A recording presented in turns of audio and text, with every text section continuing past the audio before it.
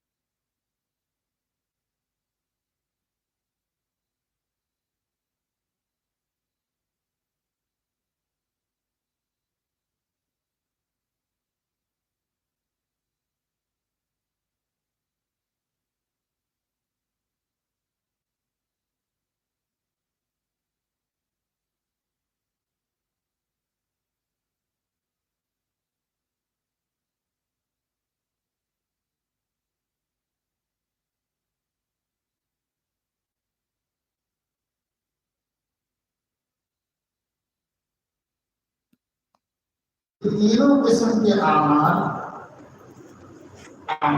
ہیں، پھر اس کی دو قسمیں، اور وہ دو قسمیں کیا ہیں؟ اچھے اعمال، برے اعمال۔ تو اب ہو گئے اعمال کی 6 قسم، دل سے ہونے والے اچھے اعمال، برے اعمال، دو زبان سے ہونے والے اچھے اعمال، برے اعمال، 4 اور اعضاء و جوارح سے ہونے والے اچھے اعمال اور برے اعمال، 6۔ ایسے بھی سیدھے داخل جو بھی ہم کرتے ہیں، دیکھتے ہیں، سنتے ہیں، بولتے ہیں، کھاتے ہیں، پیتے ہیں، اور دل کے اندر ہم بہت سے کام کرتے ہیں، اور اسی طریقے سے زبان سے بولتے ہیں، کلمہ شریف پڑھو تو عمل صالح، کسی کو گالی دے دو تو گناہ کا کام، تو نیکی کا کام گناہ کا کام ہمارے الفاظ سے بھی ہوتے رہتا ہے، ہماری زبان بھی کرتی ہے۔ صبر کرو تو نیکی کا، بے صبری کرو تو دل کا گناہ۔ تو ہمارا دل کبھی اچھا کام کر رہا ہے، کبھی خراب کام کر رہا ہے، کبھی نیکی کر رہا ہے، کبھی گناہ کر رہا ہوتا ہے۔ تو اس طریقے سے کل ملا کے ہمارے اعمال 6 قسموں میں ہیں۔ اب 7واں کچھ نہیں، بس انہی سے سب کچھ، سارے اعمال یہی 6 قسموں کے اندر ہیں۔ زبان کے اچھے اعمال، دل کے اچھے اعمال، اعضاء کے اچھے اعمال۔ زبان کے برے اعمال، دل کے برے اعمال اور اعضاء کے برے اعمال، یہ اچھے اور برے اعمال۔ اور پلر والے سے آگے کر دو اس کو ذرا، تھوڑی دیر صبر کرو مجلس میں، تھوڑی دیر۔ ابھی بتایا کہ مستغنی مت بنو، طالب بنو، عاجز بن کے بیٹھو۔ اتنے ہیں عمر کے بالکل کھڑی جوانی میں ہیں، اور سب سے زیادہ کمر ٹوٹے ہوئے یہی لوگ۔ اچھے کام کرنے والے کی صحت اچھی ہوتی ہے۔ جو لوگ زندگی میں اپنے اعضاء و جوارح کا صحیح استعمال نہیں کرتے تو ان کی صحت گر جاتی ہے، جوانی میں بوڑھے ہو جاتے ہیں۔ یہ بڑے میاں دیکھو بیٹھے ہوئے یہاں پر اتنے ادب کے ساتھ، اور بچے ہیں ٹیک لگا کے بیٹھے ہوئے۔ صحت کو دیکھو، اپنی صحت کیوں گئی، کیوں خراب ہو رہی ہے، اس پہ نظر کرو۔ یہ جوانی ہے، یہ تو پہاڑ کھودنے کا وقت ہے، بیٹھنا بھی نہیں ہوتا آدھا گھنٹہ۔ ادب سے بیٹھو۔ میں ادب کو بار بار بولتا رہوں گا، اس لیے بولتا رہوں گا کہ بغیر ادب کے اللہ نے کسی کو کچھ نہیں دیا ہے، اس لیے بار بار بولتا رہوں گا، میں آپ لوگوں کو ٹوکتا رہوں گا۔ ایک بہت بڑے محدث گزرے ہیں، حضرت مولانا مفتی سعید احمد صاحب رحمت اللہ علیہ، دارالعلوم دیوبند میں 50 برس تک بخاری پڑھاتے رہے، شیخ الحدیث تھے، ترمذی پڑھاتے رہے۔ حیدرآباد میں ایک پروگرام میں آئے تھے، ایک مدرسے میں حدیث پڑھانے کا ایک درس تھا، کے لیے ایک درس دینے کے لیے آئے تھے۔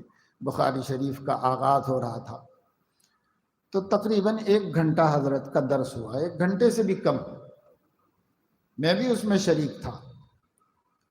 تو 3 مرتبہ ادب سے بیٹھنے کے لیے بولے، 3 مرتبہ فرمایا۔ کبھی ادھر نظر پڑی، ادب سے بیٹھو، ادھر نظر پڑی، ادب سے بیٹھو، ادب سے بیٹھو۔ سب کو ٹوکتے اور بولتے رہے۔ کیوں؟ اس واسطے کہ ان کو معلوم ہے قرآن حدیث کی روشنی میں اللہ محتاج بندوں کو دیتا ہے، بے نیاز بندوں کو اللہ نہیں دیتا، یہ معلوم ہے۔ اس لیے طلبہ کو سکھانا پڑتا ہے، ہمارے اساتذہ سکھاتے رہے، اور اسی وجہ سے ہم بھی آپ لوگوں کو ٹوکتے ہیں۔ آپ لوگوں نے اسکولوں میں، کالجوں میں پڑھا ہے، اسکولوں میں کالجوں میں کون ادب سکھاتا ہے بھائی؟ کس کو دلچسپی ہے ادب سکھانے سے؟ وہاں مسلمان ہی نہیں ہیں، اکثر پڑھانے والے عیسائی ہیں، ہندو ہیں، ان کو کیا لینا دینا ہے اسلامی تہذیب سے؟ وہ جانتے نہیں بیچارے، تو کہاں بولیں گے؟ ہمارے یہاں تو روز بولا جاتا ہے کہ بھائی درسگاہ میں ادب سے بیٹھو، استاد کے سامنے ادب سے بیٹھو۔ ایک علم کا ادب ہے، ایک استاذ کا ادب ہے، ایک درسگاہ کا ادب ہے، مسجد کا ادب ہے، اللہ کا ادب ہے، نبی کی باتوں کا ادب ہے۔ ادب ہی ادب ہے، ادب ہی سے انسان انسان ہے۔ ادب جو نہ سیکھے وہ حیوان ہے۔ ہمارے بچپن میں بڑے لوگ بولتے تھے، یہ ایک شعر ہے، یہ شعر بولتے تھے، ہر بچے کو یاد ہو جاتا تھا۔ ادب ہی سے انسان انسان ہے، ادب جو نہ سیکھے وہ حیوان ہے، وہ جانور ہے، انسان نہیں۔ اب تو کون بولنے والا؟ اب تو کوئی بولنے والا نہیں۔ پھر بھی آپ یہاں سنتے رہو گے 10 دن تک، ادب سے بیٹھو، ادب سے بیٹھو، سنتے رہو گے۔ جو سن لے گا انشاءاللہ اس کو نفع ہوگا، وہ زندگی میں کام آئے گی، آپ کو یہ چیز دنیا آخرت میں کام آئے گی۔ اور جس کا غرور ماننے نہیں دے گا تو بھائی مغرور تو ہر جگہ ذلیل ہوا ہے، اس دنیا میں بھی ہوگا، آخرت میں بھی ہوگا۔ اس لیے غرور مت آنے دو اپنے اندر۔ بالکل جو اچھی بات سامنے آئے فوراً قبول کرو، جیسے صحابہ کرام قبول کیا کرتے تھے۔ اور یہ جو پیچھے بیٹھ جاتے ہیں، ماشاءاللہ جگہ بہت ہے سامنے، پیچھے بیٹھنے والے کو نفع نہیں ہوتا ہے، سامنے بیٹھ کے دیکھنے والے کو نفع ہوتا ہے۔ دیکھو ابھی اتنے لوگ نہیں ہیں، آہستہ آہستہ تعداد بڑھ جاتی ہے تو پھر پیچھے بھی بڑھنا پڑتا ہے. اس لیے راحت کو مت دیکھو، ادب کو دیکھو. مجلس کا ادب کیا ہے؟ جلس رسول اللہ صلی اللہ علیہ وسلم وجلسنا حولہ.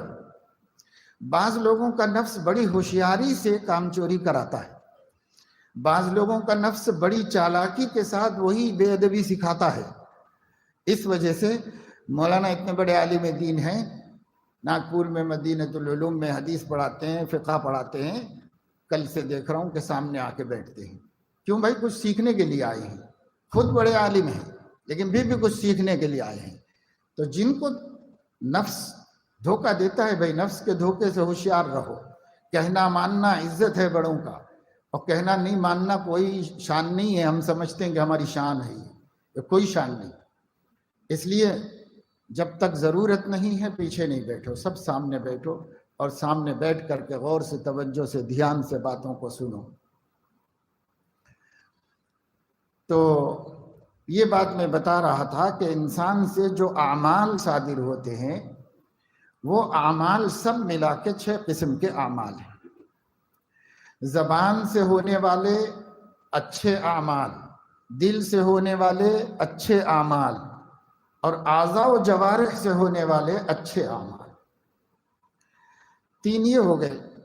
اور 3 ہیں زبان سے ہونے والے برے اعمال، دل سے ہونے والے برے اعمال، اور اعضاء و جوارح سے ہونے والے برے اعمال.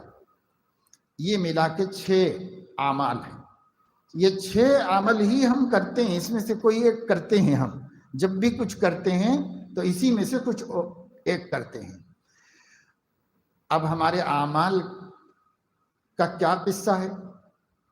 تو اعمال کا قصہ یہ ہے، جو بھی عمل بندہ کرے گا، چاہے وہ لسانی ہو، چاہے قلبی ہو، چاہے جوارح کا ہو، جو بھی عمل کرے گا، چاہے اچھا والا چاہے برا والا، سب قیامت کے دن ترازو میں تولے جائیں گے.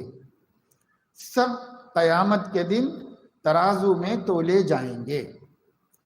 کل میں نے آپ کو بتایا تھا کہ تمام امت کے نزدیک سب سے صحیح اور سچا عقیدہ اہل السنت والجماعت کا عقیدہ ہے. اہل السنت والجماعت کے عقائد میں یہ عقیدہ بھی داخل ہے. کیا؟ قیامت میں ایک ترازو کھڑی کی جائے گی. اس ترازو کے 2 پلڑے ہوں گے اور ایک کانٹا ہوگا.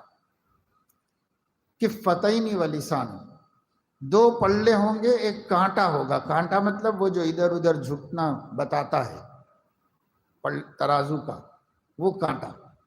اس کو عربی میں لسان کہتے ہیں.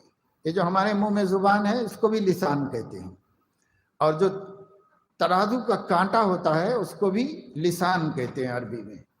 تو کفتین و لسان، ایک کانٹا ہوگا، 2 پلڑے ہوں گے اس کے. ایسی ترازو اللہ قائم کرے گا، اور اس ترازو میں ہمارے سارے اعمال تولے جائیں. پورے 6 کے 6 عمل آئیں گے وہاں پر، اللہ لائیں گے اور اسے تولیں گے. لوگ کہتے ہیں کہ بھائی عمل کیسے تولا جائے گا؟ عمل تو کوئی چیز نہیں ہے. کوئی چیز نہیں ہے تو اس کو پکڑیں گے کیسے؟ اسے ترازو میں رکھیں گے کیسے؟ تولا کیسے جائے گا؟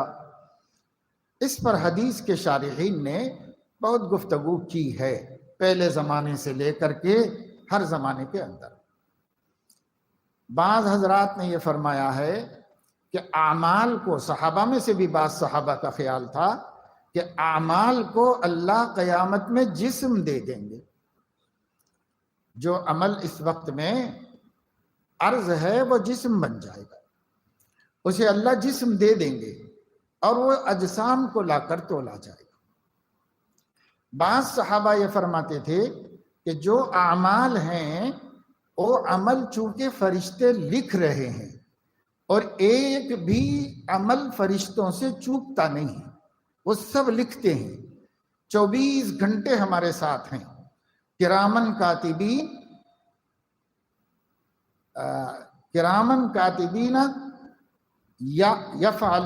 یکتبون ما تمکرون، جو تم کرتے ہو سب لکھتے ہیں. کرامن کاتبین، کرامن کاتبین، کاتبین کرام کو کہتے ہیں۔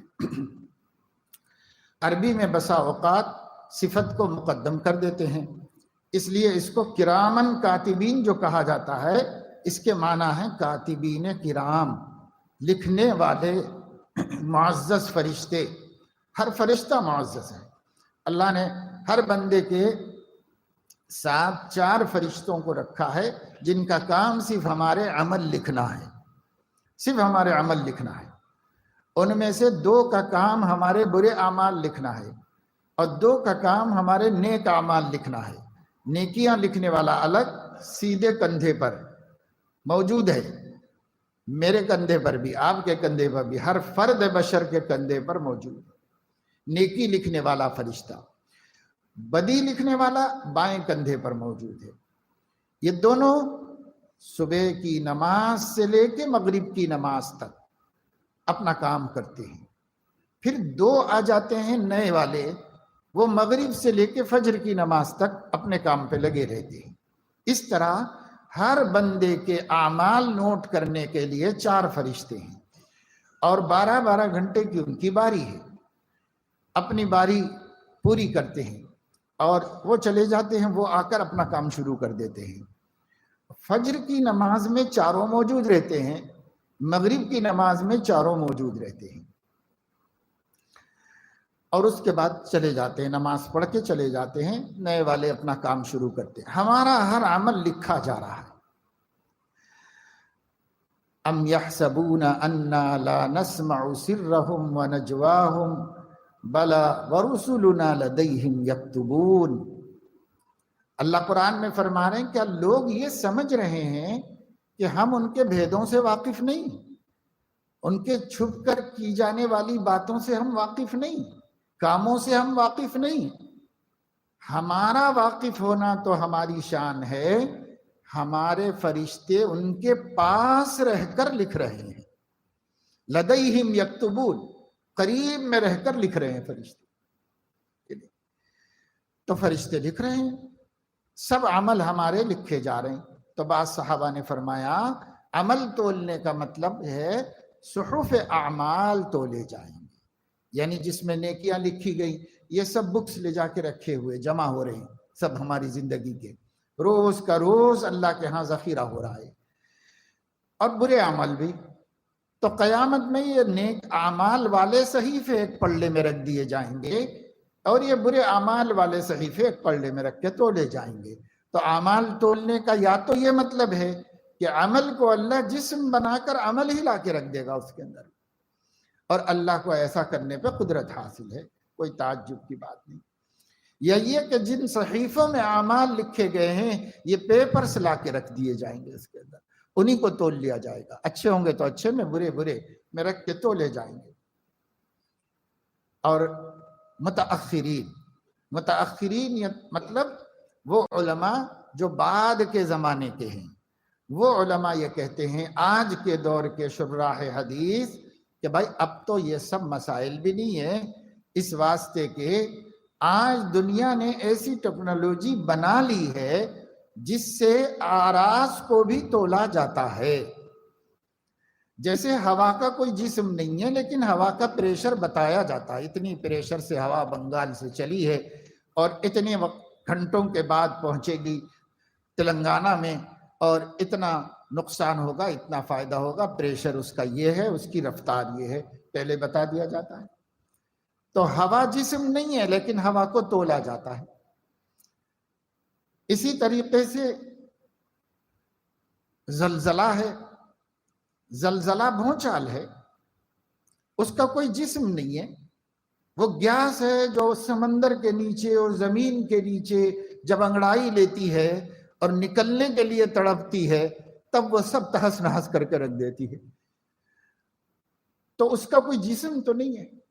جسم نہیں ہونے کے باوجود آپ کو زلزلہ پیما پہ دیکھ کر کے بتا دیا جاتا ہے کہ زلزلہ اتنی شدت کا تھا، یہ جھٹکا اتنی طاقت کا تھا، اسکیل پر اس کو دکھایا جاتا ہے، بتایا جاتا ہے۔ آپ کے جسم کے اندر جو حرارت ہے برودت ہے، یعنی گرمی اور ٹھنڈک ہے، ہر انسان کے جسم میں ہے۔ تو گرمی کتنی ہے، ٹھنڈک کتنی ہے، تھرمامیٹر بتاتا ہے کہ اتنی گرمی ہے، اتنی ٹھنڈک ہے، حالانکہ اس کا کوئی جسم نہیں ہے، لیکن اس کے باوجود بتاتا ہے۔ تو اس طریقے سے موجودہ زمانے میں ایسے اسکیل، جس کو عربی میں موزون کہتے ہیں، جس کو عربی کے اندر جو ہے میزان کہتے ہیں، یہ میزان جس کو ہم اردو میں ترازو کہتے ہیں، اور اس کو اللہ تعالیٰ نے اس دور میں ہم کمزور ایمان والوں کے یقین کے واسطے ایسی ٹیکنالوجی تیار کرا دی ہے کہ ہر چیز وزن کرنے کی ترازو موجود ہے۔ تو اللہ اعمال کو وزن کرے، ایسی ترازو قیامت میں رکھے گا، تو اب اس پہ کیا تعجب کی بات ہوگی؟ تو کوئی تعجب کی بات نہیں۔ اب ہمارے اعمال جو ہیں یہ تولے جائیں گے۔ اہل السنت والجماعت کا متفقہ عقیدہ ہے، تمام اہل سنت والجماعت، پوری امت کے سب کا یہ عقیدہ ہے۔ صحابہ کا یہ عقیدہ تھا، نبی کا بھی یہی عقیدہ تھا۔ نبی پاک صلی اللہ علیہ وسلم نے دیکھا کہ ایک صحابی جو ہیں وہ اپنے غلام کی پٹائی کر رہے تھے، تو آپ کا ادھر سے گزر ہوا، دور سے آپ کو نظر آیا کہ صاحب یہ اپنے غلام کی دھلائی کر رہا ہے، پٹائی کر رہا ہے خوب۔ وہ صحابی تھے، جلیل القدر صحابی تھے۔ حضرت علیہ السلام نے دور سے آواز دے کر فرمایا کہ وہ پیٹنے والے، تیرا بھی کوئی آقا ہے، ایسا نہیں ہے کہ تو ہی اس کا آقا ہے، تیرا بھی کوئی آقا ہے۔ انہوں نے پلٹ کے دیکھا، اب پوچھا کہ یا رسول اللہ، کہ یہ ہمارے پیسوں سے خریدے ہوئے غلاموں کو سزا دینے پر بھی حساب دینا پڑے گا اللہ کو، اس کا بھی مواخذہ ہوگا؟ تو حضرت علیہ السلام نے فرمایا کہ ہاں، وہ تم کو جتنا ستا رہا ہے اس کو ایک ترازو میں رکھا جائے گا، ایک پلڑے میں، اور تم نے جو سزا دی ہے وہ ایک پلڑے میں رکھی جائے گی۔ اگر دونوں برابر ہے تو ٹھیک، اور اگر تمہاری سزا زیادہ ہے تو اللہ اس کو قدرت دے گا، تم سے بدلہ لے لے گی، قیامت کے دن وہ تم سے بدلہ لے گا، بدلے کی قدرت دے گا اللہ تعالیٰ سے۔ پھر اس کے بعد ارشاد فرمایا اقرأ ان شئت ونضع الموازین القسط لیوم القیامة فلا تظلم نفس شیئا وإن كان مثقال حبة من خردل أتينا بها وكفى بنا حاسبين۔ یہ آیت پڑھ لو اگر تمہارا جی چاہے تو، میں تو بول ہی رہا ہوں، قرآن میں بھی دیکھ لو، اللہ کے کلام میں بھی پڑھ لو یہ آیت، اور ہم عدل کی ترازویں کھڑی کریں گے، قیامت کے دن کسی پر ظلم نہیں ہوگا، سب کو انصاف دلایا جائے گا، اور اگر رائی کے دانے کے برابر بھی کوئی عمل رہ گیا، ایسا پاسبل نہیں ہے، وہ بھی لایا جائے گا اور پلڑے میں رکھا جائے گا۔ رائی کے دانے کے برابر بھی کوئی عمل ہے، زبان کا، دل کا یا ہاتھ پیر کا، وہ بھی لایا جائے گا۔ اتینا بہا، ہم لے کے آئیں گے اس کو بھی، اور اسے بھی پلڑے میں رکھیں گے، اسے بھی اعمال میں شامل کریں گے۔ یہ نہ سوچو کہ اتنے سارے لوگوں کی بال کی کھال نکالنا کوئی آسان کام ہے کیا؟ تو کفا بنا حاسبین، ہم خدا ہیں، ہم حساب لینے کے لیے کافی ہیں، آپ کو ڈاؤٹ کرنے کی ضرورت نہیں ہے، ہم کافی ہیں، ہم اکیلے ہی کافی ہیں سب کو حساب لینے کے لیے، ہم لے لیں گے سب کا حساب۔ یہ دو ٹوک بات قرآن میں اللہ نے بتائی۔ امام بخاری رحمہ اللہ نے، علماء جانتے ہیں کہ بخاری شریف کا آخری باب یہی قائم کیا ہے، سب سے آخری باب بخاری شریف میں، باب ونضع الموازین القسط لیوم القیامہ وان اعمال بنی آدم یوزن وان اعمال بنی آدم واقوالہم یوزن او توزن۔ یہ عنوان قائم کیا، آخری عنوان بخاری شریف کا، کہ قیامت میں ترازو عدل کی کھڑی کی جائے گی، اچھے برے سب اعمال تولے جائیں گے۔ اور یہ ہے کہ اہل السنت والجماعت کا عقیدہ یہ ہے کہ بنی آدم کے اعمال تولے جائیں گے، اقوال بھی تولے جائیں گے، سب تولے جائیں گے قیامت کے دن۔ یہ اہل السنت کا عقیدہ ہے۔ اور یہ باب اس لیے قائم کیا کہ معتزلہ ترازو کھڑی کر کے اعمال تولے جانے پر اشکال کرتے تھے، جیسے میں نے آپ کو بتایا یہ اشکال ہوتا ہے، یہ اشکال کرتے تھے اور نہیں مانتے تھے۔ اس لیے امام بخاری نے اہل سنت کا عقیدہ بیان کر دیا کہ ماننا ہے، ترازو میں اعمال تولے جانے کو ماننا ہے، انکار کی کوئی گنجائش نہیں، یہ ماننا ہے۔ پھر اس کے بعد انہوں نے اس کو ثابت کرنے کے لیے اوپر تو آیت پیش کر دی، جو آیت کا ترجمہ میں نے آپ کو سنا دیا، اس سے بھی ثابت ہو گیا، اور ذیل میں حدیث پیش کر دی، کلمتان حبیبتان الی الرحمن خفیفتان علی اللسان ثقیلتان فی المیزان سبحان اللہ و بحمدہ سبحان اللہ العظیم۔ یہ آخری حدیث ہے جو انہوں نے اپنی کتاب کے آخر میں لکھی۔ دو کلمے ایسے ہیں، رحمان کو محبوب ہیں، زبان پہ ہلکے ہیں، ترازو میں بھاری ہیں، سبحان اللہ و بحمدہ سبحان اللہ العظیم۔ خوب پڑھیے، خالی اوقات میں بیکار رہنے کے بجائے، سبحان اللہ و بحمدہ سبحان اللہ العظیم۔ دو کلمے ہیں، زبان پہ ہلکے، رحمان کو محبوب، اور ترازو میں بہت بھاری، وزن بہت ہوگا جب ترازو میں رکھیں گے اس کا وزن بہت ہوگا۔ ترازو میں بھاری سے ثابت کر دیا حدیث سے بھی اور آیت سے بھی کہ اہل السنت کا عقیدہ یہ ہے ہمارا ہر عمل قیامت کے دن تولا جائے گا، ہمارا ہر عمل لایا جائے گا۔ اب میں کچھ بول رہا ہوں تو اس سے غافل نہ رہوں کہ یہ میرے بول تولے جائیں گے۔ میں کچھ سوچ رہا ہوں، دل میں کچھ باتیں کر رہا ہوں، اس سے غافل نہ رہوں کہ یہ تولا جائے گا۔ میں کسی پر ہاتھ اٹھا رہا ہوں تو اس سے غافل نہ رہوں کہ تولا جائے گا۔ میں کسی کی طرف دیکھ رہا ہوں تو یہ ایک عمل بن گیا ہے، یہ عمل تولا جائے گا، اچھا ہوگا یا برا ہوگا، کسی ایک پلڑے میں تو آئے گا۔ میں سن رہا ہوں تو یہ ایک عمل ہے، یہ سننا کسی ایک پلڑے میں جائے گا، اچھے میں یا برے میں جائے گا، اچھا ہوگا تو اچھے میں جائے گا، برا ہوگا تو برے میں جائے گا۔ جب بھی کوئی عمل ہم سے سرزد ہو، لسانی، قلبی یا جوارح اعضاء سے، کوئی بھی عمل ہم سے سرزد ہو تو اس عمل کے ساتھ ہمیں یہ سوچنا پڑے گا، یہ تصور کرنا پڑے گا، یہ دھیان رکھنا پڑے گا اللہ تعالیٰ عدل کی کرسی پہ بیٹھے ہوئے ہیں، اللہ کے سامنے ترازو بہت بڑی کھڑی ہوئی ہے، اور یہ میرا عمل لایا جا رہا ہے اور رکھا جا رہا ہے، ادھر رکھا جا رہا ہے یا ادھر رکھا جا رہا ہے۔ یہ جس کا نیکی کا پلڑا بھاری ہو جائے گا کامیاب ہو جائے گا، جس کا گناہوں کا پلڑا بھاری ہو جائے گا اعمال بد کا، وہ ناکام ہو جائے گا۔ اس کا بھی قرآن میں اللہ نے اعلان فرما دیا ہے، فَأَمَّا مَنْ ثَقُلَتْ مَوَازِينُهُ فَهُوَ فِي عِيشَةٍ رَاضِيَةٍ وَأَمَّا مَنْ خَفَّتْ مَوَازِينُهُ فَأُمُّهُ هَاوِيَةٌ۔ جس کا نیکی کا پلڑا وزن ہو جائے گا، زیادہ جھک جائے گا، وہ اپنی پسند کی زندگی گزارے گا، یعنی جنت میں چلا جائے گا۔ اور جس کا نیکیوں کا پلڑا ہلکا ہو جائے گا تو اس کا ٹھکانہ ہاویہ ہے۔ وما ادراک ما ہیہ، آپ جانتے ہو اے نبی کہ ہاویہ کس کو کہتے ہیں؟ نار حامیہ، دہکتی ہوئی آگ کو ہاویہ کہتے ہیں، اس دہکتی آگ میں چلے جانا پڑے گا۔ یہی فیصلہ ہے قیامت کے دن، ترازو میں اعمال لائے جائیں گے۔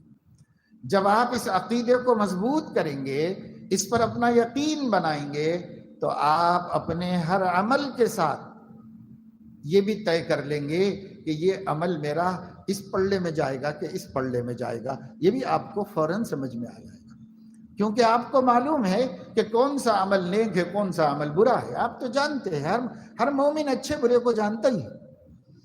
جو بھی آپ کر رہے ہیں، آپ خود فیصلہ کر لیں گے کہ میں نے کون سے پلڑے میں بھیجا ہے اس کو، اور یہ کون سے پلڑے میں قیامت کے دن آئے گا، ہم خود طے کر سکتے۔ اور جو بندہ اس طرح جیتا ہے اس کا نیکی کا پلڑا ہی بھاری ہوگا، اس واسطے کہ وہ بدی کے پلڑے میں بھیجے گا نہیں۔ اور اگر کبھی ہو جائے تو توبہ کرے گا، استغفار کرے گا، تو وہ عمل اس میں سے نکل جائے گا، یہ استغفار اس میں بڑھ جائے گا، یہ توبہ اس میں بڑھ جائے گی، اور اس میں سے گناہ نکل جائے گا جب توبہ کر لیں گے۔ تو جو اس چیز کو سامنے رکھ کر، اس عقیدے کو ہر وقت یاد رکھ کر زندگی گزارے گا، انشاءاللہ جب بھی وہ مرے گا تو اسے غم نہیں، اس لیے کہ اس کا نیکی کا پلڑا ہی بھاری ہوگا، بدی کا بھاری نہیں ہوگا، اس کا نیکی ہی کا بھاری ہوگا۔ تو یہ ایک عقیدہ ہے جس کی میں نے آپ کے سامنے صراحت وضاحت کر دی۔ وجہ یہ ہے کہ مسلمانوں کو، مسلم مردوں کو بھی اور ان سے زیادہ مسلم عورتوں کو اپنا عقیدہ نہیں معلوم ہے، ہم کون ہیں اور ہمارا عقیدہ کیا ہے، ان کو نہیں معلوم ہے۔ جو دیکھتے آ رہے ہیں، سنتے آ رہے ہیں، بس دماغ میں وہی باتیں بیٹھی ہوئی ہیں، بس باقاعدہ انہوں نے علم نہیں حاصل کیا، اور باقاعدہ انہوں نے عقیدہ نہیں سیکھا۔ اپنے عقیدے درست کرنے کے لیے، اپنی عبادتیں صحیح کرنے کے لیے، اپنے معاملات و معاشرت اور اخلاق یعنی پورا اسلام درست کرنے کے لیے 8-10 برس لگا کر عالم بننا کوئی ضروری نہیں ہے۔ امت میں تھوڑے علماء ہمیشہ رہنا چاہیے، لیکن آپ کو ہر مومن کو مومن بننے کے واسطے عالم بننا ضروری ہے؟ کوئی ضروری نہیں، بس اس کو فکر ہونا ضروری ہے کہ بھئی مجھے علم حاصل کرنا چاہیے۔ عالموں سے دوستی رکھو، جو بات کھٹ کے پوچھ لو، جو بات نہیں سمجھ میں آئے پوچھ لو، جیب میں ایک ڈائری رکھو، قلم رکھو، ہر مومن رکھے اپنے جیب میں ڈائری قلم، اور جب بھی اس کو کوئی بات کھٹ کے تو نوٹ کر لے، جب بھی اس کے سامنے کوئی بات آ جائے جس کے بارے میں اسے مسئلہ نہیں معلوم ہے تو نوٹ کر لے۔ اب جب آپ کا ٹائم ہو، پڑھنے کے والے پڑھنے کے حساب سے، کام کرنے والے کام کے حساب سے، کچھ تو فرصت کا ٹائم ملتا ہے، سبھی کو ملتا ہے، اس وقت میں کسی عالم سے مل کے مولانا صاحب 2-4 باتیں ہیں میرے ذہن میں، ذرا میں آپ سے پوچھ لینا چاہتا ہوں۔ بولیں گے پوچھ لو بھائی، نکال کے ڈائری میں پوچھ لو، جواب لکھ لو۔ ایسے کتنے بڑے دیکھتے دیکھتے بہت بڑے علم والے بن جائیں گے، پوچھ کر۔ صحابہ نے تو پوچھ کے علم حاصل کیا نا، کتابیں پڑھ کے تو صحابہ نے علم حاصل کیا؟ سارے صحابہ اس امت کے علماء ہیں۔ کیسے علم آیا؟ پوچھ کے علم آیا۔ جب تک نبی تھے نبی سے پوچھتے تھے، یا خود سے نبی بتاتے رہتے تھے۔ جب نبی پردہ فرما گئے، اپنے بڑے صحابہ سے چھوٹے صحابہ پوچھ لیا کرتے تھے، معلوم کر لیا کرتے تھے۔ کوئی بات کھٹکتی تو بڑے چھوٹوں سے پوچھتے ہوئے بھی نہیں شرماتے تھے۔ حضرت عمر رضی اللہ تعالیٰ عنہ کو کئی دفعے ایسے مسائل پیش آئے جو انہوں نے فیصلہ کیا تو کسی اور نے اس پر اشکال کیا، اعتراض کیا کہ حضرت یہ تو ہم کو صحیح نہیں دکھ رہا، تو انہوں نے پھر ضد نہیں کی، انہوں نے کہا اچھی بات، ٹھیک ہے۔ اپنے بیٹے کو بلاتے، عبداللہ ابن عمر رضی اللہ عنہما، ان سے کہتے کہ جاؤ تمہاری آپا سے پوچھ کے آؤ، کیونکہ ان کی بہن ام المومنین حضرت حفصہ رضی اللہ تعالیٰ عنہ حضور علیہ السلام کی زوج محترمہ تھیں۔ ان لوگوں کو زیادہ قریبی علم تھا حضور علیہ السلام کا۔ دیکھو یہ 2 باتیں سامنے آئیں، جا کے تمہاری آپا جان سے پوچھو، یہ 2 میں سے کون سی بات آخری ہے، کس پر عمل کرنا ہے، پوچھ کے آؤ۔ کبھی حضرت عائشہ کے پاس بھیج دیتے کسی کو کہ جاؤ پوچھ کے آؤ۔ اس طریقے سے صحابہ بھی اپنے بڑوں سے، ضرورت پر اپنے چھوٹوں سے بھی علم حاصل کر لیتے تھے، اور اپنی انا نہیں چلاتے تھے کہیں بھی، اپنی نہیں چلاتے تھے کہیں بھی۔ اپنی چلانا گمراہی کا راستہ ہے، اور علماء سے اطمینان کر لینا ہدایت کا راستہ ہے، اس لیے یہ ہدایت کے راستے پہ چھوڑے گئے امت۔ خیر، اب میں آپ کو بتاتا ہوں کہ اعمال جب سب تولے جانے والے ہیں اور اعمال یہ 6 قسم کے ہیں، صبح اٹھنے سے لے کے رات کو سونے تک، انہی 6 میں سے کچھ ہم کرتے ہی رہتے ہیں، کنٹینیو کرتے رہتے ہیں، کبھی بھی ہم خالی نہیں رہتے، کچھ نہ کچھ کرتے ہی رہتے ہیں، الا یہ کہ ہم سو گئے ہوں تو سونے کی حالت میں کوئی عمل ہمارا نہیں چلتا ہے، لیکن اپنے سونے کو بھی عمل بنانے کی ایک ترکیب ہے۔ وہ ترکیب یہ ہے کہ رسول اللہ صلی اللہ علیہ وسلم نے فرمایا، آدمی جو کام کرتے کرتے سو جائے گا رات بھر اسی کام میں شمار ہوگا۔ اس لیے ذکر کرتے ہوئے سو جاؤ، تلاوت کرتے ہوئے سو جاؤ، درود شریف پڑھتے ہوئے سو جاؤ۔ اب آنکھ تو لگ گئی، زبان بند ہو گئی، لیکن جب تک ہم جاگیں گے نہیں، ہمارا نیکی والا فرشتہ درود شریف لکھتا رہے گا۔ جب تک ہم جاگیں گے نہیں، وہ کنٹینیو تلاوت لکھتا رہے گا۔ اگر تلاوت کرتے ہوئے نیند آ گئی، ذکر کرتے ہوئے نیند آ گئی، کنٹینیو لکھے گا۔ پوری رات سو کے آرام سے اٹھا فجر میں، لیکن قیامت میں دیکھے گا کہ یہ پوری رات ذکر لکھا ہوا ہے، ارے میں تو سو گیا تھا مگر ذکر کرتے کرتے سو گیا تھا، تو میں نے ذکر کرنا ہی شمار کر دیا۔ سبحان اللہ، تصدق اپنے خدا کے جاؤں، یہ پیار آتا ہے مجھ کو انشاء، ادھر سے یہ گناہ پہ ہم، ادھر سے دم بدم عنایت۔ اللہ نے ہمارے لیے تو جیتنے کا ہی رستہ بنایا ہے۔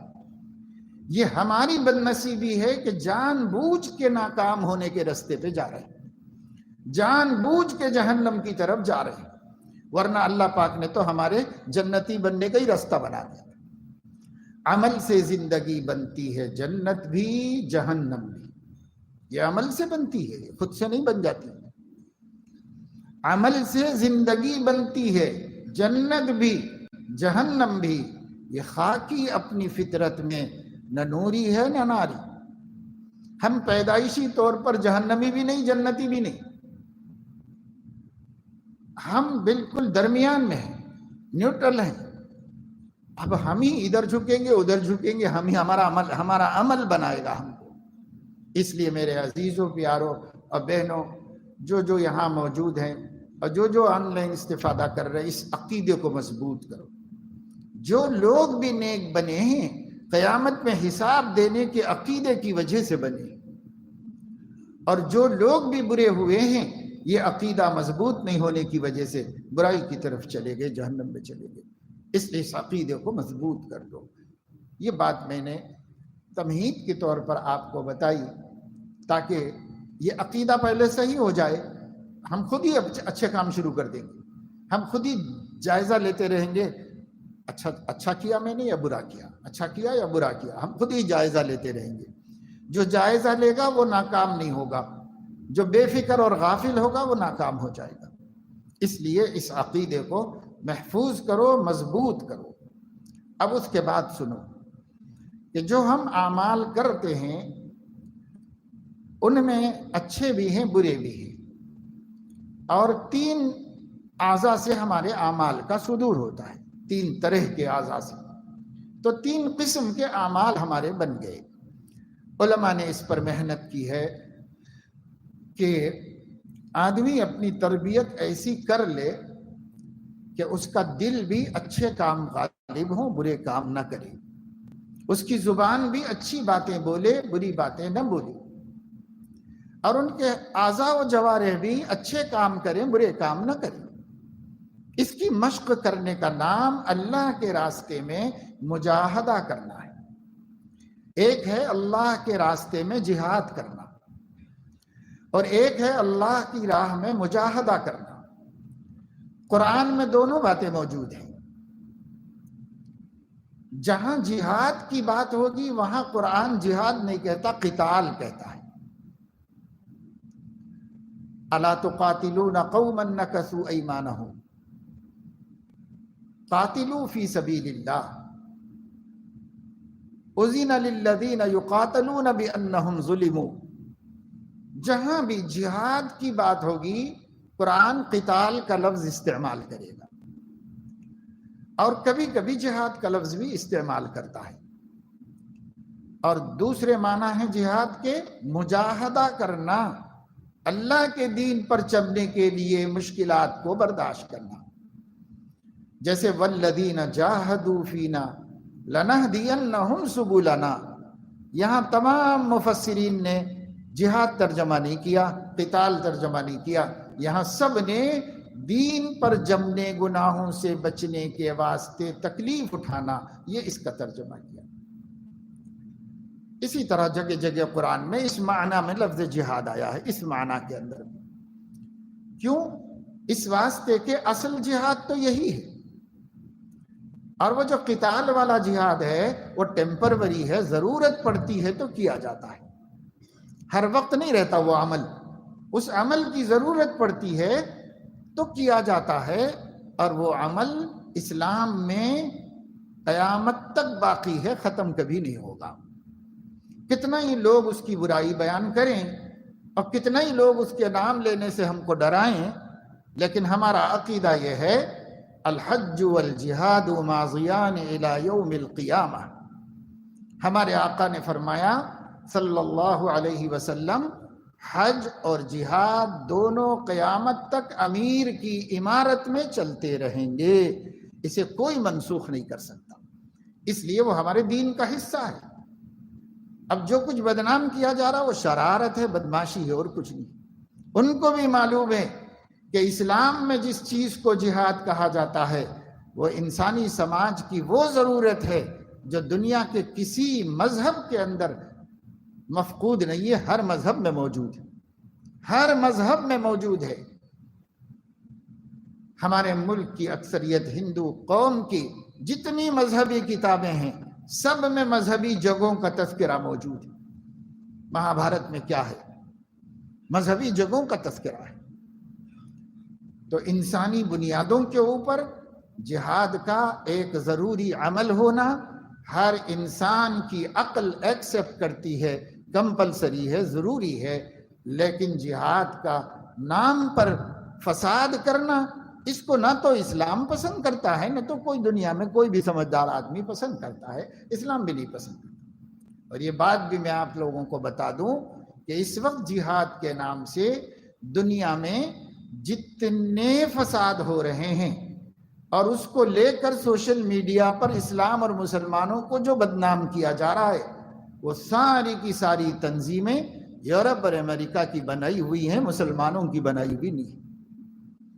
ان لوگوں نے اپنے مفاد کے لیے بنا لیا ہے اور اسلام کو بدنام کرنے کے لیے بنا لیا ہے، ورنہ بڑی بڑی مسلم حکومتوں کے پاس وہ اسلحہ نہیں ہے جو جہادیوں کے پاس ہے۔ کہاں سے آیا؟ کون دے سکتا ہے ان کو؟ یہ سب فریب ہے، فراڈ، بہت بڑا، امت کو دھوکہ دے کے امت کو بدنام کیا جائے۔ خیر چھوڑو، یہ الگ بات ہے۔ میں آپ کو یہ بتا رہا ہوں، یہ جو مجاہدہ ہے یہی ہم کو کرنا ہے 24 گھنٹے، اور دل میں تمنا رکھنا ہے کہ کبھی اللہ کے دین کو جہاد کی ضرورت پڑے، میری جان کی ضرورت پڑی، تو میں ایک قدم نہیں، ایک بال برابر بھی پیچھے ہٹنے والا نہیں ہوں۔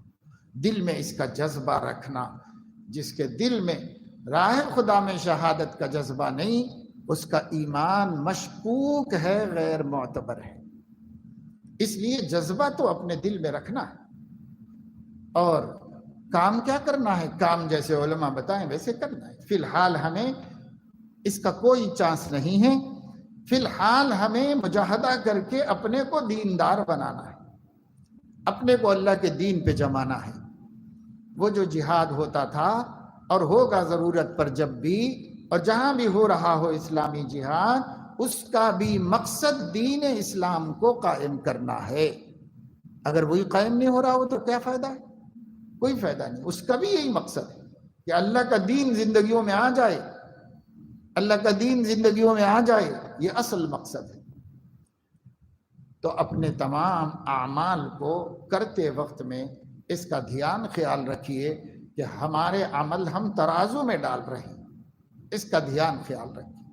جو عمل بھی کر رہا ہوں لمحہ بھر کا صحیح، میں ترازو میں ڈالا ہوں، یا یہ پلڑے میں یا یہ پلڑے میں، کسی پلڑے میں نے ڈالا ہے، کس میں ڈال رہا ہوں اور کون سے پلڑے کو بھاری کر رہا ہوں، سوچ کے کرو ہر عمل۔ جو عمل بھی کرنا ہے، چاہے لسانی، چاہے قلبی، اور چاہے جوارح والا، سوچ کے کرو کہ میں یہ عمل بن رہا ہے، یہ عمل جائے گا، لکھا تو فرشتہ لکھ ہی لے گا، اور کسی نہ کسی پلڑے میں جائے گا۔ میں کس پلڑے کے لیے بھاری بنانے کا کام کر رہا ہوں، کس پلڑے کو بھاری بنا رہا ہوں، یہ سوچ کر جو کام کرے گا انشاءاللہ قیامت میں اس کا نیکیوں کا پلڑا ہی بھاری رہے گا، اور گناہوں کا پلڑا اس کا بھاری نہیں ہوگا، نیکیوں ہی کا بھاری رہے گا، جو یہ سوچ کر اس عقیدے کے مطابق اپنی زندگی گزار رہا ہوگا۔ اس لیے کہ ایسا سوچ کر کام کرنے والا پہلے تو گناہ نہیں کرے گا، نیک بات بولے گا، نیک کام کرے گا، اور اگر بھول سے گناہ ہو گیا تو باقی نہیں رکھے گا، توبہ کرے گا۔ جب توبہ کرے گا تو گناہ اس پلڑے میں سے ہٹا دیا جائے گا، اور توبہ کی ایک زائد نیکی اس پلڑے میں ڈال دی جائے گی، تو یوں یہی بھاری ہوتا رہے گا، ادھر والا داہنا پلڑا ہی بھاری ہوتا رہے گا، بایاں والا ہمارا کمزور ہوتا رہے گا۔ لیکن جو لوگ دنیا میں عقیدوں سے بے خبر، آخرت سے بے خبر، قیامت کے دن کی حقیقت سے بے خبر، مرنے کے بعد اٹھائے جانے کے عقیدے سے بے خبر جی رہے ہیں، ان کا تو بھائی کچھ ٹھیک نہیں ہے۔ حالات تو یہی بتا رہے ہیں کہ ان کی برائیوں کا ہی پلڑا بھاری ہو رہا ہے، صبح و شام برائیاں بھیج رہے ہیں، برائیاں بھیج رہے ہیں، برائیاں بھیج رہے ہیں۔ ایسے اللہ کے بندوں نے جب مجاہدہ کیا اور عقیدہ سلامت رکھا، فکر کی، محنت کی، تو بعض اہل اللہ فرماتے ہیں اللہ کا شکر ہے کہ 20 برس تک گناہ لکھنے والے فرشتے کو ہم نے زحمت نہیں دی ہے، گناہ لکھنے والے فرشتے کو زحمت نہیں دی ہے، 20 سال تک کوئی گناہ لکھنے کے اس کو موقع ہی نہیں دیا، خالی آیا خالی گیا، خالی آیا خالی گیا، لکھنے کی نوبت ہی نہیں۔ آپ کہیں گے ایسا کیسا 20 برس تک گناہ سے کیسے بچے گا آدمی، کوئی چھوٹا موٹا تو کرے گا کچھ نہ کچھ، لیکن نہیں، ایسا ہو سکتا ہے، یہ امپاسبل نہیں، یہ پاسبل ہے۔ کیسے ہو سکتا ہے؟ وہ ایسے ہو سکتا ہے کہ جو ہمارا نیکیوں کا فرشتہ ہے، اس کے لیے اللہ نے ایک ضابطہ الگ بنایا ہے، گناہوں کے فرشتے کے لیے ضابطہ الگ بنایا ہے۔ نیکی کا جو فرشتہ ہے، جیسے ہی آپ نیکی کریں گے، ارادہ کریں گے کہ جیسے ابھی ہم نے ظہر کی نماز پڑھی، ہم نے ارادہ کیا کہ صاحب ظہر کی نماز پڑھنا ہے، تو اس نے نیکی لکھ لی،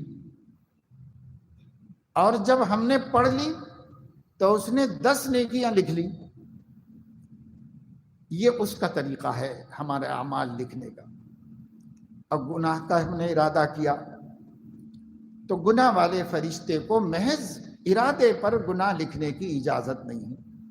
اس کے دل میں آیا کہ ایک صاحب کچھ پوچھ رہے ہیں، جھوٹ بولنا چاہیے، تو ابھی صرف دل میں ہے کہ جھوٹ بولنا چاہیے، تو لکھنے کی اجازت نہیں ہے اس کو، وہ نہیں لکھے گا۔ جھوٹ بول دیا تو بھی لکھنے کی اجازت نہیں ہے اس کو۔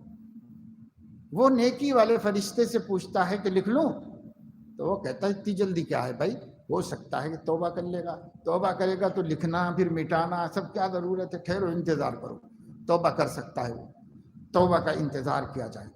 کب تک کرے گا وہ انتظار؟ جب تک کہ اس کو اپنا صحیفہ لپیٹ کے جانے کی ڈیوٹی ختم ہو۔ مغرب تک انتظار کرے گا کہ یہ اس گناہ کو توبہ کر لے اور نیکی لکھ دی جائے اور گناہ نہ لکھا جائے، تو اس نے مغرب تک بھی نہیں کی، تب یہ فرشتہ کہتا ہے بھائی اب لکھ لو، اس لیے کہ وہ توبہ بھی نہیں کر رہا ہے، اب اس کو جانا ہے تو لکھ لے گا، اس نے جھوٹ بولا، ایک گناہ لکھ کر لے جائے گا، وہ لے جا کر کے جمع کر دے گا۔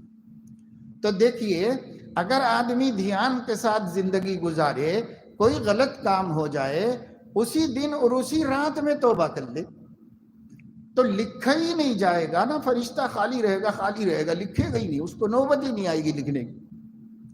ایسی کوشش ہم بھی کر سکتے ہیں اور ہم بھی کامیاب ہو سکتے ہیں، ایسی کوشش کر کے اللہ تعالیٰ اپنے فضل و کرم سے ہمیں توفیق عمل نصیب فرمائے۔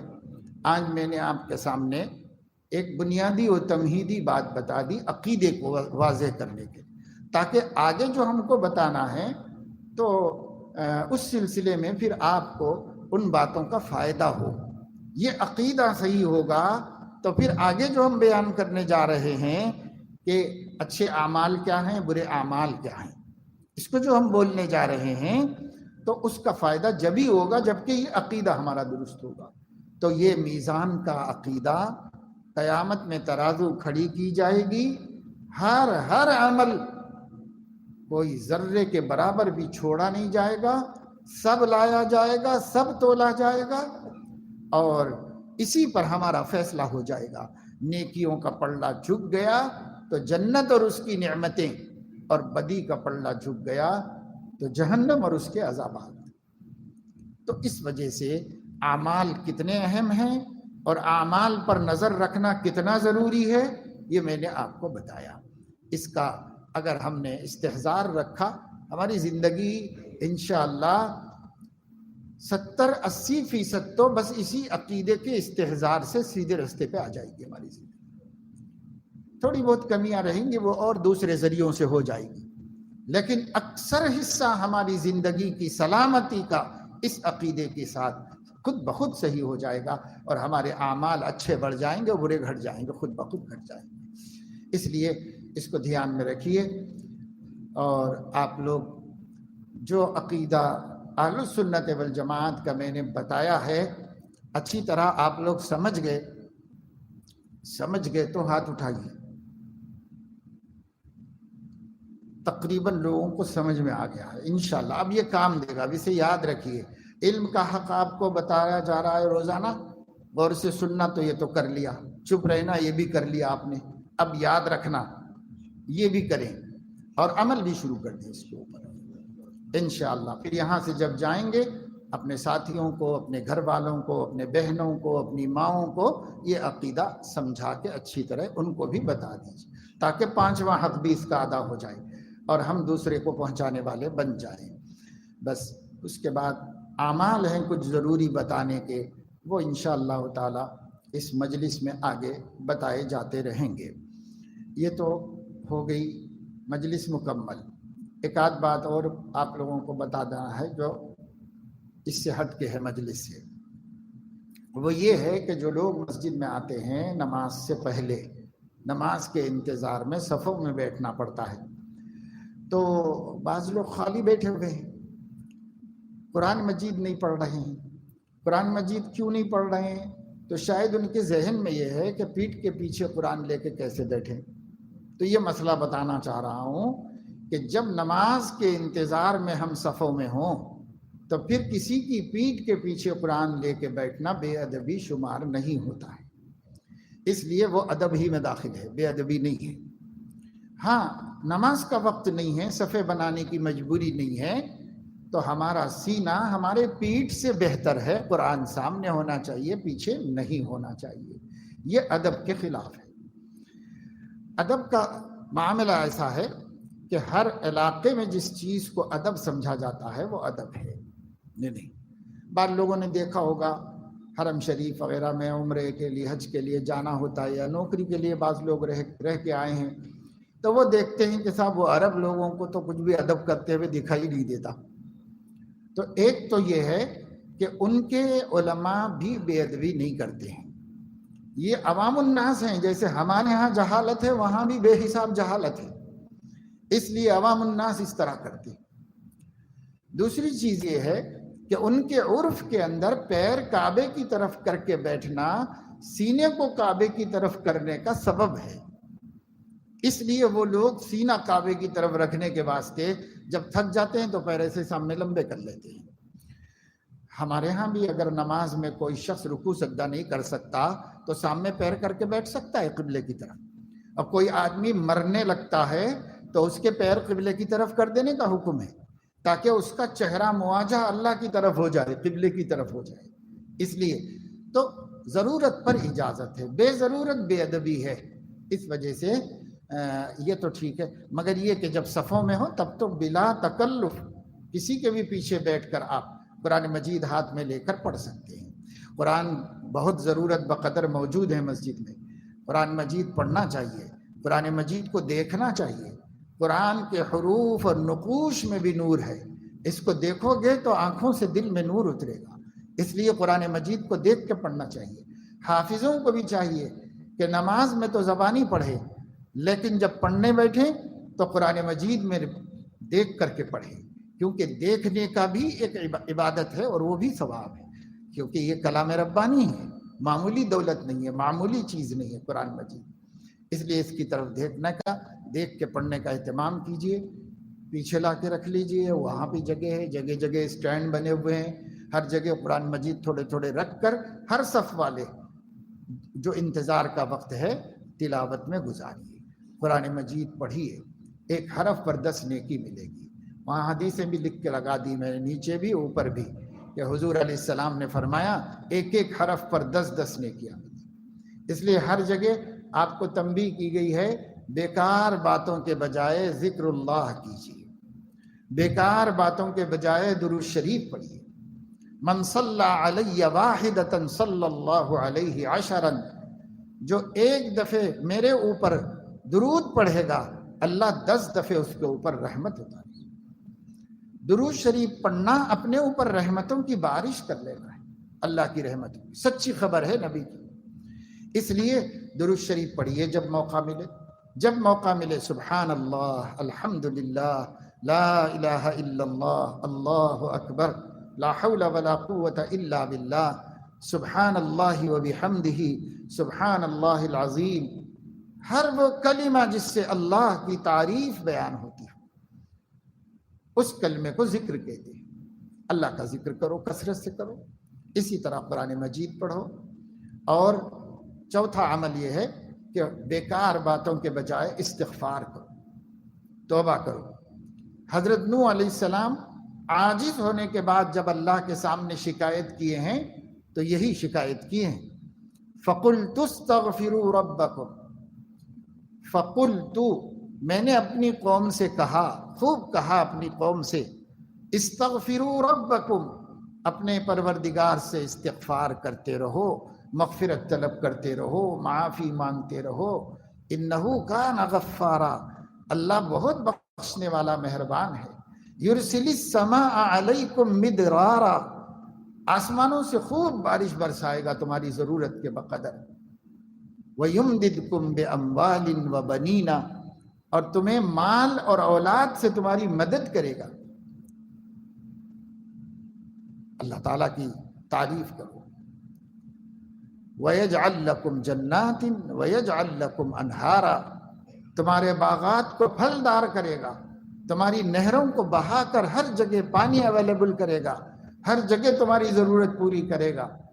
جتنی انسانی ضرورتیں ہیں، حضرت نوح علیہ السلام کہتے ہیں میں نے قوم سے کہا کہ سب ملیں گی توبہ کی برکت سے، توبہ کرو توبہ کرو توبہ کرو، مگر میری قوم مانتی ہی نہیں، ضدی ہٹ دھرم ہو گئی ہے، تیار ہی نہیں ہے توبہ کرنے، استغفار کرنے.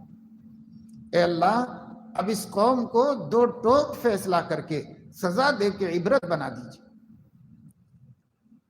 یہ نہیں ماننے والے ہیں. اگر آپ ایک بھی اس میری قوم کے کافر کو چھوڑیں گے تو یہ کافروں کو پیدا کر کر کے روئے زمین کو خراب کر دیں گے، برباد کر دیں گے. پیغمبر رحمت ہوتا ہے، لیکن کس حد پر پہنچ کر 950 برس کے بعد یہ دعا اللہ کے سامنے حضرت نوح علیہ السلام. تو میرے عزیزو استغفار کرو جب موقع ملے. دھیان سے کہو استغفر اللہ، میں اپنے پروردگار سے مغفرت طلب کرتا ہوں، میں اللہ سے معافی مانگتا ہوں. دھیان دے کر بولو، پاپی ہوں، گناہگار ہوں، استغفر اللہ. یہ مختصر استغفار ہے، اس سے بھی ہو جائے گا استغفار. اور استغفر اللہ ربی من کل ذنب واتوب الیہ، یہ اور اعلیٰ درجے کا استغفار ہے. یہ یاد ہے تو یہ والا کو، نہیں تو چھوٹا تو سب کو آئے گا استغفر اللہ. مگر خالی زبان سے لفاظی نہیں کرنا، دھیان ہونا دل میں، بہت شرمندگی سے کہنا اللہ پاک جیسا بندہ بننا چاہیے تھا نہیں بن سکا، معافی چاہتا ہوں آپ سے، معذرت خواہ. اللہ سے معافی مانگتے ہیں. حضور فرماتے ہیں انی لا استغفر اللہ کل یوم 100 مرۃ، روزانہ 100 دفعہ استغفار کرتا ہوں. یہ تو روزانہ ہے. ایک حدیث صحیح میں آیا ہے کہ حضرت علیہ السلام استغفار کے مخصوص کلمات فرما رہے تھے. حضرت علیہ السلام تو ایک صحابی نے سوچا کتنی کثرت سے استغفار کرتے ہیں حضور علیہ السلام، کتنی کثرت سے کرتے ہیں، گننا چاہیے. تو انہوں نے ایک مجلس میں حضور علیہ السلام کے استغفار کو گنا. فرماتے ہیں کہ ایک مجلس میں آپ نے 100 دفعے سے زیادہ اللہ سے استغفار کیا. کس نے بھائی؟ جس کی زندگی کسی داغ دھبے سے خالی ہے، ایک دم پاک باز زندگی. اس پاکیزہ زندگی والے خدا کو، نبی کو کیا ضرورت تھی؟ یا 24 گھنٹے گناہوں میں مبتلا ہیں، توبہ کی توفیق نہیں ہوتی. اس لیے ٹائم ویسٹ مت کرو. کل سمجھانے بتانے کے باوجود کچھ لوگوں نے رات میں اسمارٹ فون کا استعمال کیا ہے. بعض نوجوانوں نے، اس کی نگرانوں نے اطلاع دی. بھائی اگر آپ سے چھین لیں گے تو جھگڑا ہوگا، لڑائی ہوگی. ہونا تو یہی چاہیے کہ چھین کے وہیں توڑ پھوڑ کے پھینک دیا جائے. شرم آنی چاہیے کہ مسجد میں اعتکاف میں خدا تعالیٰ کو راضی کرنے کے لیے آ کر اپنے موبائلوں میں کیا رکھا ہوا ہے سوائے غلاظتوں کے، گندگیوں کے. اس میں کیا بھرا ہوا ہے؟ لغو و لایانی اور فضولیات کے. بچے تو بچے ہیں، پھر بھی اپنے ماحول سے مجبور ہیں. ہم ان کو ذرا نظر انداز بھی کر سکتے ہیں. لیکن میں نے صبح جب میں وضو بنا کے آ رہا تھا تو باہر بیٹھ کر، اچھی خاصی عمر ہے، آدھی داڑھی سفید ہے، آدھی کالی ہے، بیٹھ کے بس ختم. یہ ہو رہا ہے. کیا کر رہے ہو بھائی؟ شرماؤ اللہ سے. یہ کیا بلا ساتھ میں لے کے آئے ہو؟ شیطان کو نہ لاتے تو اچھا تھا. ابھی بھی بھیجا دو گھر کو. وہ شیطان ہے، وہ ہمیں نہیں اللہ کے ساتھ جڑنے دے گا. وہ ہمیں غیر اللہ سے جوڑ کے رکھے گا. اللہ سے جڑنے کے لیے اعتکاف میں آتے ہیں، غیر اللہ سے جڑا رہا ہے بیٹھ کے وہاں پر. غیر اللہ سے مت جڑو. نہایت لغو لا یعنی مصروفیت ہے. جس نے اسکولوں سے لے کے پارلیمنٹ تک ساری ذمہ داریوں سے، فرائض سے امت کو غافل کر دیا. کیا ہوتا ہے کبھی کبھی پارلیمنٹ کی تصویر آتی ہے، پوری قوم کے کروڑوں روپے برباد کر کے ممبر آف پارلیمنٹ بنتے ہیں اور وہاں بیٹھ کے پیچھے موبائل میں لگے ہوئے ہیں اور قوم کے لیے، ملت کے لیے، ملک کے لیے مباحث آ رہے ہیں. رائے دینے کی بھی قابل نہیں کہ کوئی رائے دیں کہ قوم کا اچھا کس میں ہے. اسمبلیوں میں بیٹھ کے اپنے موبائل میں لگے ہوئے، کرکٹ میچ دیکھ رہے ہیں، اسکور معلوم کر رہے ہیں. یہ کیا ہے؟ یہ مومن ایسا نہیں ہے بھائی. وقت فرصت ہے کہاں، کام ابھی باقی ہے، نور توحید کا اتمام ابھی باقی ہے. ہم مومنوں کو فرصت نہیں. دنیا بہت فرصت میں ہوگی، ان کو جہنم میں جانا ہے، کچھ بھی کر لے. ہم فرصت میں نہیں ہیں. ہم ایک غیور نبی کی امت ہیں. ہم ایک ہمدرد اور مہربان نبی کی امت ہیں. ہم اس نبی کی امت ہیں جس کی راتیں آنکھوں میں کٹ گئی ہیں اور جس کی راتیں آنسوؤں میں کٹ گئی ہیں. اللہم امتی امتی، اللہم امتی امتی. حضرت عائشہ فرماتی ہیں ایک دن تہجد میں سجدے سے سر نہیں اٹھا رہے تھے، سینے سے ایسی آواز آ رہی تھی جیسے ہانڈی میں شوربہ پکتا ہے تو آواز آتی ہے. ایسی آواز سینے مبارک سے آ رہی تھی، مگر کیا بول رہے تھے مجھے سنائی نہیں دے رہا تھا. میرے بستر پہ اٹھ کے قریب میں گئی اور آپ بول کیا رہے ہیں، کیا رو رہے ہیں، کیوں سینہ اتنا آپ کا بکا اور زاری سے تڑپ رہا ہے؟ تو کہہ رہے تھے اللہم امتی امتی. اللہ پاک میری امت کی خیال رکھیے، میری امت کی حفاظت کیجیے، میری امت کو بچائیے. یہ دعا مانگ رہے تھے. ہم اس نبی کی امت ہے جس کی پوری رات آپ کو جہنم سے بچانے کے لیے دعاؤں میں کٹی ہے، اور آپ موبائل لے کے اعتکاف میں بیٹھے ہوئے ہیں راتوں میں یاروں دوستوں کے ساتھ. ذرا خدا کے واسطے شرم کرو بھائی، بڑے سخت الفاظ میں بول رہا ہوں اس لیے کہ نرمی سے سننے والا کوئی نہیں۔ کل نرمی سے سمجھایا تھا، اس کا اثر یہ ہوا کہ رات میں وہی حرکتیں کرتے ہوئے بیٹھے۔ اب دیکھو بھائی، ایک ہی رستہ ہے،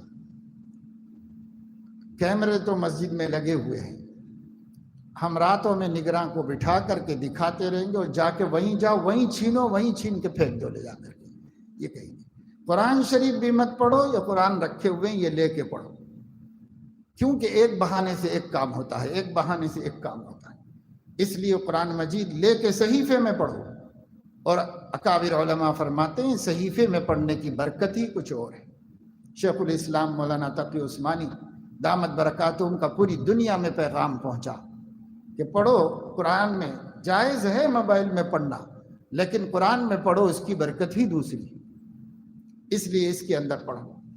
کبھی مجبوری ہوتی ہے، سفر میں ہوتے ہیں، کہیں بیٹھ گئے، ٹائم مل گیا، پڑھ لو ویسے وقت میں، لیکن یہ ہے کہ یہاں کیا ضرورت ہے، یہاں قرآن رکھے ہوئے ہیں بے شمار، قرآن مجید لے کر قرآن مجید میں پڑھیے۔ اور آپ کو اس میں دین بھی نہیں پڑھنے کی ضرورت ہے، روزانہ 2 گھنٹے دین سکھانے کی مجلس ہو رہی ہے، آپ کو بیانات سننے کی بھی ضرورت نہیں ہے۔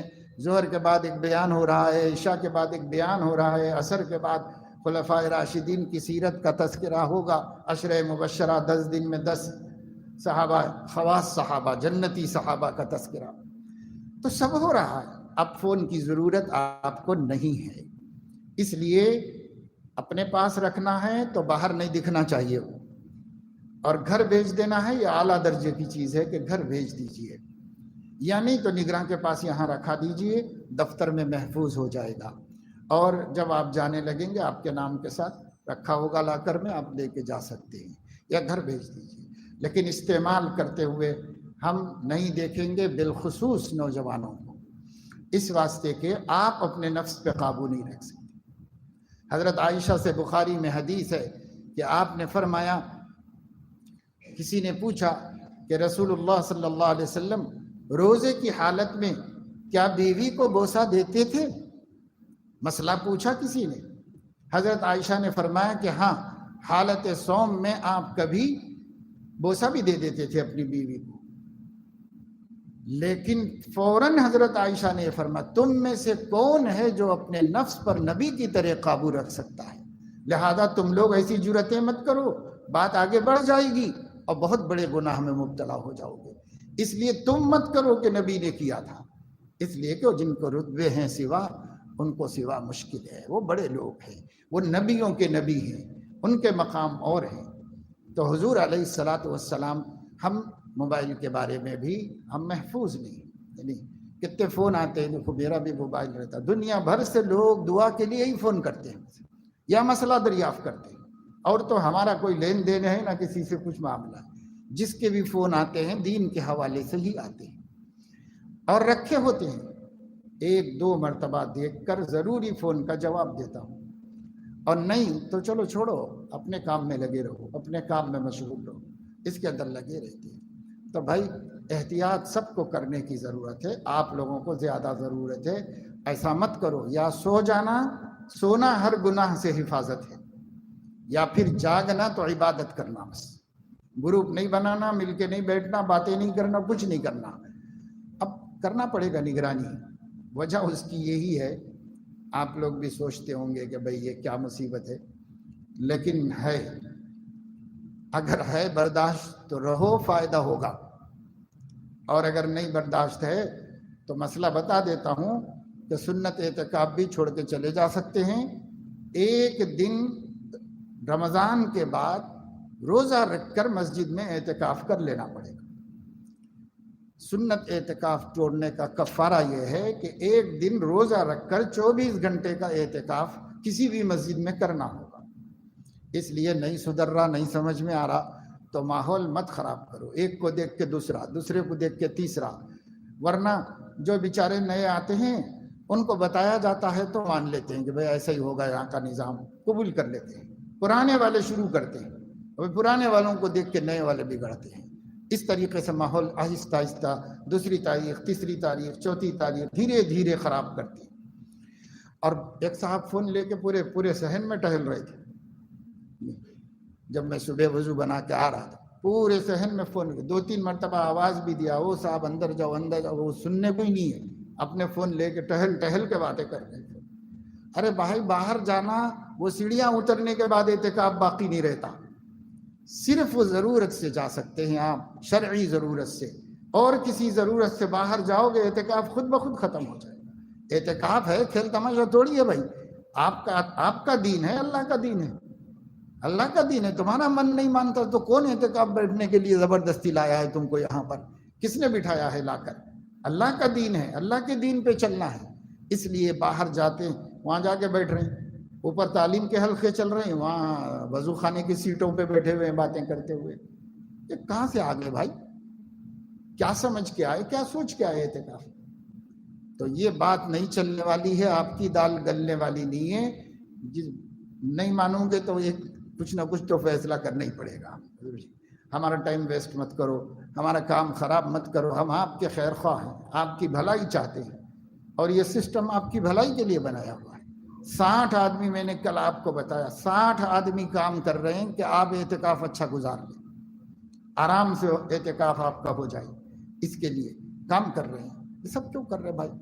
بعض شہروں کے اندر مجھے بتاتے ہیں لوگ کہ مسجدوں میں بچے بیٹھ جا رہے ہیں، سگریٹ بھی پھونک رہے ہیں، تاش بھی کھیل رہے ہیں، رات تمام ایسے گزار رہے ہیں، نام اعتکاف کا ہے، تماشے کر رہے ہیں۔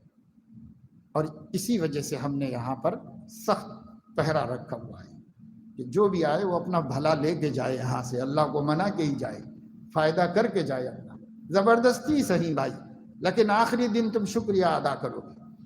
گزشتہ سالوں میں کئی نوجوان بیچارے شروع میں بہت گھبرائے پریشان ہوئے، لیکن آخر میں آگے میرے سے کہنے لگے کہ حضرت ہمارے استاد کو کوئی گفٹ دینا چاہ رہے ہیں ہمارا بہت فائدہ ہوا، ہمیں بہت نفع ہوا، ہم کوئی فائدہ دینا چاہ رہے ہیں ان کو۔